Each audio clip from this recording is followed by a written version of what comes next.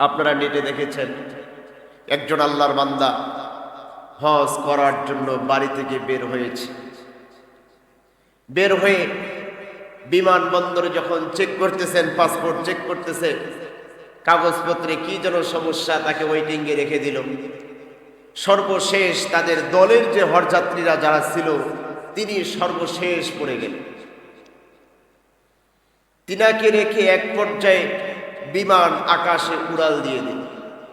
তিনি বড় আশা নিয়ে আছেন, আহারে আমি বাড়ি থেকে বিদায় নিয়ে এসেছি, আল্লাহ তোমার ঘরে যাব, তোমার হাবিবের রওজার পাশে দাঁড়িয়ে সালাম দিব, আল্লাহ আমার কি সৌভাগ্য হবে না? আল্লাহ তুমি কি আমাকে কবুল করো না? আল্লাহর কি কারিশমা!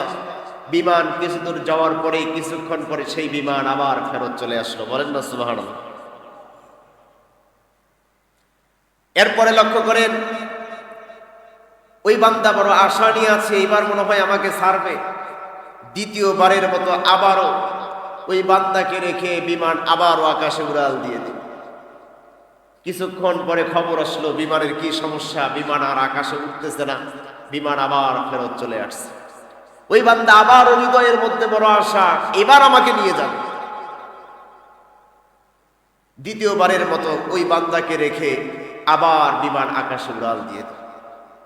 তিনি বড় আশা নিয়ে বসে আছে, আবার আসবে, আমাকে নিয়েই যাবে, আমাকে রেখে যাবে। আল্লাহর বান্দার ইমানটা দেখেন, মুখে দাড়িও নাই, মুখে দাড়িটা পর্যন্ত নাই, মাথায় সেইভাবে টুপিটাও ব্যবহার করে না, কিন্তু তার হৃদয়ে রসুলের ভালোবাসাটা দেখে তিনি আশায় বসে আছে, আবারও আসবে, আমাকে নিয়ে যাবে। কিছুক্ষণ পরে সেই বিমান আবারও ফেরত চলে আসছে। বলেন না সুবহানাল্লাহ। বিমান এসে বিমান মেরামত করে বিমানের পাইলট যখন আকাশে উঠবে, তার সাথে এই ব্যক্তি দেখা করলেন। পাইলট শেষ পর্যন্ত সিদ্ধান্ত নিলেন, ইনাকে না নেওয়া পর্যন্ত আমি পাইলট আর বিমান ছাড়ব না।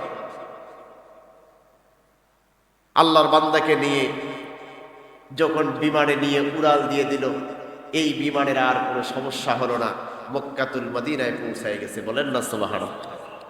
তার মানে আল্লাহ যদি পছন্দ করে, বিমান বারবার ঘুরায় নিয়ে এসে আবার তাকে নিয়ে যায়। আর আল্লাহ যদি পছন্দ না করে, আপনি বিমানে উঠে বসে থাকলেও আপনার পক্ষে যাওয়া সম্ভব হবে না। কথা বলেন, কথা ঠিক কিনা? এজন্য হৃদয়ে থাকতে হবে নবীর প্রেম আর ভালোবাসা। বলেন না সুবহানাল্লাহ। আল্লাহ যেন আমাদের প্রত্যেকের হৃদয়ে নবীর ভালোবাসা অন্তরের মধ্যে লালিত পালিত করার তৌফিক দান করে দেন। সকলে বলেন আমিন।